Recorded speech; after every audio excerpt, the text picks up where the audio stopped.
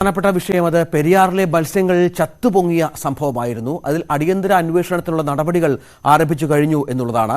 സമീപത്തെ വ്യവസായശാലകളിൽ നിന്ന് രാസമാലിന്യം ഒഴുക്കിവിട്ടോ എന്നറിയാൻ CCTV ദൃശ്യങ്ങളടക്കം ശേഖരിക്കും. കുറ്റക്കാരെ കണ്ടെത്തിയാൽ സ്ഥാപനങ്ങൾ അടച്ചുപൂട്ടാൻ മലിനീകരണ നിയന്ത്രണ ബോർഡ് എൻവയോൺമെന്റൽ എഞ്ചിനീയർക്ക് ജില്ലാ കളക്ടർ നിർദ്ദേശം നൽകിയിട്ടുണ്ട്. അന്വേഷണം നടത്താൻ ഫോർട്ട് കൊച്ചി സബ് കളക്ടറുടെ നേതൃത്വത്തിൽ വിവിധ വകുപ്പ് പ്രതിനിധികൾ ഉൾപ്പെടുത്തി കമ്മിറ്റിയും രൂപീകരിച്ചു. ഡാനി പോൾ ചേരുന്നു. ഡാനി, ഏറ്റവും കൂടുതൽ നഷ്ടം സംഭവിച്ചത് മനസ്സിലാക്കുന്നത് ഈ മത്സ്യകർഷകർക്കാണ്. ഒപ്പം ഈ പുഴയുടെ അവസ്ഥയും വളരെ ദയനീയമാണ്. നമ്മൾ ഈ കൊച്ചിയിലെ രാസമാലിന്യങ്ങളെക്കുറിച്ചുള്ള ചർച്ചകൾ ദീർഘകാലമായി തുടങ്ങിയിട്ട്, പക്ഷേ ഇപ്പോഴും അവിടെ നിരീക്ഷണ സംവിധാനങ്ങളൊന്നും ഫലപ്രദമല്ല എന്നല്ലേ മനസ്സിലാക്കേണ്ടത്. ഈ വ്യവസായശാലയിൽ നിന്നല്ലാതെ ഇങ്ങനെ മാലിന്യങ്ങൾ പുഴകളിൽ കലരാനും മറ്റ് സാധ്യതകളില്ലല്ലോ.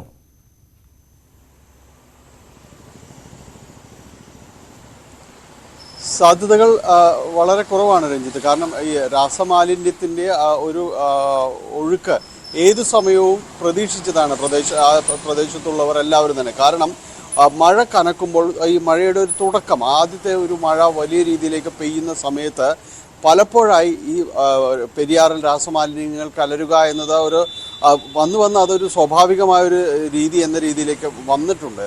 പല തവണ ഇത് സംഭവിച്ചിട്ടുണ്ട്. പെരിയാർ പല നിറങ്ങളിൽ ഒഴുകുന്നു. ഏതൊക്കെ നിറമെന്ന് സത്യത്തിൽ അത് നോക്കി നിന്നവർക്ക് പോലും മനസ്സിലാവാത്ത രീതിയിലേക്ക് അത്രയ്ക്ക് മാലിന്യങ്ങൾ കൊണ്ട് അത് ആ രീതിയിലേക്ക് മാറിയിരിക്കുന്നു. പലപ്പോഴും മീനുകൾ ചത്തുപൊങ്ങുന്ന സംഭവങ്ങൾ ഉണ്ടാകുന്നു. പക്ഷേ ഇത്രയ്ക്കധികം കൂട്ടക്കുരുതി എന്നെല്ലാം തന്നെ നമ്മൾ പറയുന്ന രീതിയിലേക്ക് മീനുകളുടെ ഒരു ചാവുകര പോലെ ഇതെല്ലാം തന്നെ അടിയുന്ന രീതിയിലേക്കെല്ലാം ഇന്നലെ മാറിയത് അതീവ ഞെട്ടിപ്പിക്കുന്ന ദുഃഖമാക്കുന്ന കാഴ്ചകളാണ്. ഇതിൽ മത്സ്യക്കൂടുകൾ ഒട്ടനവധിയായ മത്സ്യകർഷകർ അവിടെയുണ്ട്. പലരും ഈ പുതിയ രംഗത്തേക്ക് കടന്നു വരുന്ന നിരവധിയായ യുവ സംരംഭകരുണ്ട്.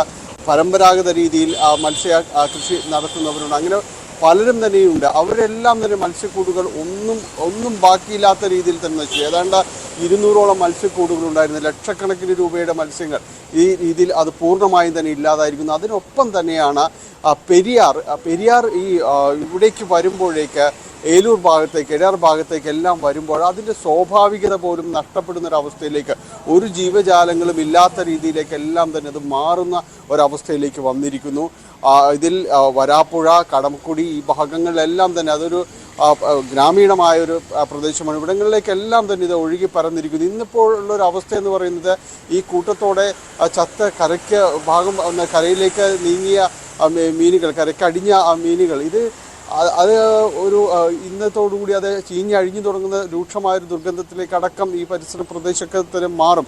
കുറെയെല്ലാം ഇത് ഒഴുകിപ്പോവുകയും ചെയ്തിട്ടുണ്ട്. പക്ഷേ കരയിലേക്ക് അടിഞ്ഞതെല്ലാം തന്നെ ഇത് പരിസരവാസികൾക്കെല്ലാം തന്നെ ബുദ്ധിമുട്ടതിനേക്കാളപ്പുറം ഇതൊരു സങ്കടകരമായൊരു കാഴ്ചയാണ് അവിടേക്ക് എത്തുമ്പോൾ അറിയുന്നത്. ഇന്നിപ്പോൾ പൊല്യൂഷൻ കൺട്രോൾ ബോർഡിലേക്ക്, ഏലൂരിലേക്ക്, ഓഫീസിലേക്ക് അടക്കം മാർച്ച് സംഘടിപ്പിച്ചിട്ടുണ്ട്.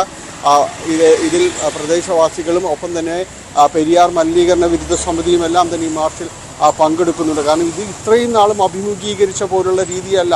ഈ നടന്നിരിക്കുന്നത് കൂട്ടക്കുരുതി തന്നെയാണ് എന്ന രീതിയിൽ തന്നെയാണ് ആളുകൾ നിലനിൽക്കുന്നത്. ഇത് ബോധപൂർവമാണ് എന്ന് അവർ തന്നെ പറയുന്നു. സർക്കാർ ജില്ലാ കളക്ടർ ഇന്നലെ ഒരു ഉത്തരവിട്ടിരുന്നു. ഇത് സംബന്ധിച്ച് അന്വേഷിച്ച് ഒരാഴ്ചയ്ക്കകം റിപ്പോർട്ട് സമർപ്പിക്കാൻ ഫോർട്ട് കൊച്ചി സബ് കളക്ടറോടക്കം നിർദ്ദേശം നൽകിയിട്ടുണ്ട്. അദ്ദേഹത്തിൻ്റെ അന്വേഷണ നടപടികൾ ഇന്ന് കടക്കും. മലിനീകരണ നിയന്ത്രണ ബോർഡ് ഒപ്പം വിവിധ വകുപ്പുകൾ, വ്യവസായ വകുപ്പ് ഉൾപ്പെടെയുള്ള വകുപ്പിൻ്റെ പ്രതിനിധികളും ഈ കൗൺസിൽ സ്വീകരിച്ചിരിക്കുന്ന ഈ ഒരു കമ്മിറ്റിയിലുണ്ട്. അപ്പോൾ ഇവരുടെ എല്ലാം തന്നെ മേൽനോട്ടത്തിൽ ഒരു അന്വേഷണം നടക്കുക, ഒരാഴ്ചയ്ക്കകം റിപ്പോർട്ട് സമർപ്പിക്കുക എന്നാണ് പറയുന്നത്. പക്ഷേ അത്ഭുതമൊന്നും പ്രദേശത്തുള്ളവർ പ്രതീക്ഷിക്കുന്നില്ല. കാരണം ഇത് പലകുറി ഈ രീതിയിലെല്ലാം തന്നെ നടന്നതാണ്.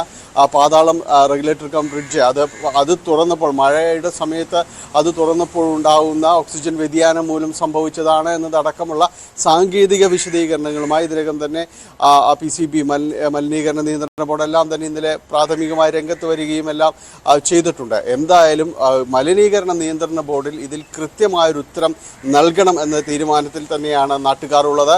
കാരണം ഇവർക്കാണ് ഇതിൽ പൂർണ്ണമായ ഒരു ഉത്തരവാദിത്വമുള്ളത്. ഈ കാര്യങ്ങളിൽ കർശനമായ നടപടി വേണമെന്ന് ജില്ലാ കളക്ടർ ആവശ്യപ്പെട്ടിരിക്കുന്നു.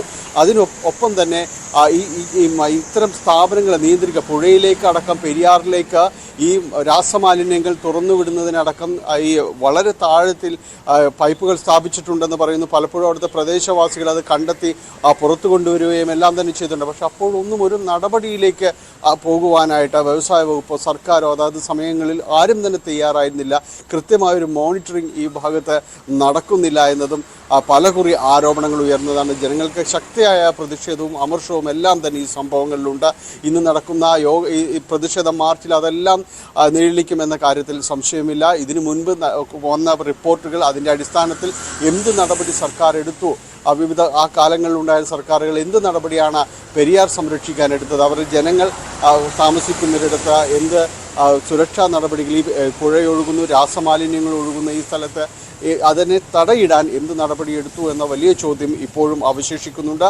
ആ പ്രതിഷേധമാണ് ഇന്ന് രാവിലെ നടക്കുന്ന മാർച്ചിലെല്ലാം തന്നെ പ്രകടമാകാൻ പോകുന്നതും. തീർച്ചയായും അതാണ് സാഹചര്യം. അതാണ് നമുക്കറിയാം, കൊച്ചിയിലെ ഈ പെരിയാറിലെയൊക്കെ രാസമാലിന്യങ്ങൾ കാലങ്ങളായി പരിസ്ഥിതി പ്രവർത്തകരൊക്കെ എത്രയോ തവണ ഇതുമായി ബന്ധപ്പെട്ട് സമരം നടത്തിയതാണ്, ചൂണ്ടിക്കാട്ടിയതാണ്. പക്ഷേ അതിൻ്റെ തിക്തഫലങ്ങൾ ഇപ്പോൾ ജനം അനുഭവിച്ചു തുടങ്ങി എന്ന് വേണം കാണാൻ. കാരണം ഈ വ്യവസായശാലകളെ കൃത്യമായി നിരീക്ഷിക്കേണ്ടതുണ്ട്. നമുക്കൊരു പൊല്യൂഷൻ കൺട്രോൾ ബോർഡ് എന്നൊക്കെ പറഞ്ഞ സംവിധാനമുണ്ട്.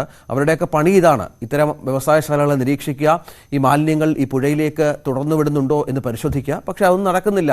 ഈ വാർത്തകൾ വരുമ്പോൾ, ഇത്തരം സംഭവങ്ങൾ വരുമ്പോൾ, ജനം ദുരിതത്തിലാകുമ്പോൾ, അതായത് ജനം എല്ലാം അനുഭവിച്ചതിന് ശേഷം മാത്രം ഇടപെടലുണ്ടാകും, തുടർ നടപടി ഉണ്ടാകും, കുറച്ചുനാൾ മുന്നറിയിപ്പുണ്ടാകും, വീണ്ടും മറക്കും, വീണ്ടും ഈ പറഞ്ഞതുപോലെ ഉദ്യോഗസ്ഥരൊക്കെ അലംഭാവം കാട്ടും, ഇത്തരം സംഭവങ്ങൾ ആവർത്തിക്കുകയും ചെയ്യും. ഇതാണ് കാലങ്ങളായി നമ്മുടെ പരിസ്ഥിതിക്ക് സംഭവിച്ചുകൊണ്ടിരിക്കുന്നത്. സമാനമായി തന്നെ കൊച്ചിയിൽ ഇന്നും ഈ ദിവസങ്ങളിലും കാര്യങ്ങൾ ആവർത്തിക്കുകയാണ്.